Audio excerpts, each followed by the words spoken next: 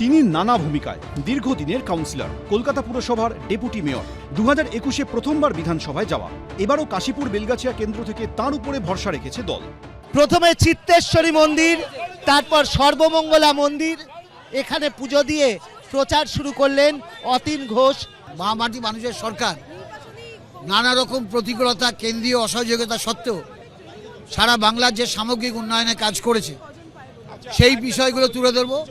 আর দ্বিতীয়ত, গত 5 বছর এই বিধানসভা কেন্দ্রে রাজ্য সরকার, পুরসভা, বিধায়ক প্রকল্প, সাংসদ প্রকল্প নিয়ে আমরা যে কাজ করেছি তার ওয়ার্ড ওয়াইজ আমরা পুস্তিকা প্রকাশ করছি।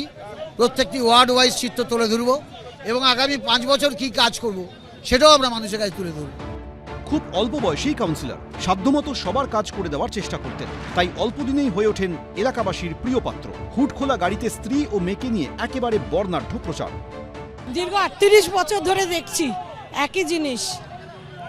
অতীনদা 200% জিতছে। শ্যামবাজার হাই স্কুলের প্রাক্তনী, 1992 সালে প্রদেশ কংগ্রেস সভাপতি নির্বাচন নিয়ে বিরোধের জেরে একদা রাজনৈতিক গুরু অজিত পাঁজাকে ছেড়ে মমতা বন্দ্যোপাধ্যায়ের পাশে। তারপর থেকেই দলনেত্রীর আস্থাভাজন। এবার তার প্রতিপক্ষ বিজেপির রিতেশ তিওয়ারি, বামেদের রাজেন্দর গুপ্তা। নির্বাচনে লড়াই করছি, প্রার্থী যেই হোক জয়ের নিশ্চিত ভাবনা নিয়ে লড়াই করছি, প্রার্থী যেই হোক সেটা নিয়ে ভাবছি না। এই কাশীপুর বেলগাছিয়া কেন্দ্রের মধ্যেই পড়ে আরজিকর মেডিকেল কলেজ ও হাসপাতাল। তার রোগী কল্যাণ সমিতির সদস্য অতীন ঘোষ। 2024-এ ডিউটিরত অবস্থায় চিকিৎসককে ধর্ষণ খুনের ঘটনায় আলোড়ন পড়ে যায়। এর মধ্যেই লিফট বিপর্যয়ে মৃত্যু। অভয়ের ঘটনা মর্মান্তিক, সত্যি দুর্ভাগ্যজনক। স্থানীয় প্রশাসনের চূড়ান্ত ব্যর্থতা, এই সম্বন্ধে কোনো সন্দেহ নেই। আগামীকাল রোগী কল্যাণ সমিতির জরুরি সভা ডাকা হয়েছে। বর্তমান নিয়মে এখন প্রিন্সিপাল হচ্ছে রোগী কল্যাণ সমিতির সভাপতি এবং এমএসভিপি হচ্ছে রোগী কল্যাণ সমিতির কনভেনার।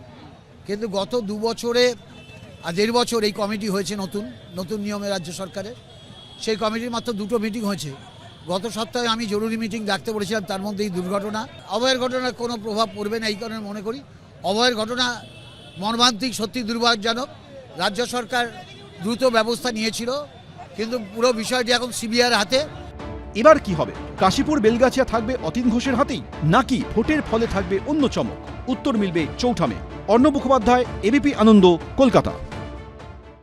এবিপি আনন্দ, এগিয়ে থাকে, এগিয়ে রাখে।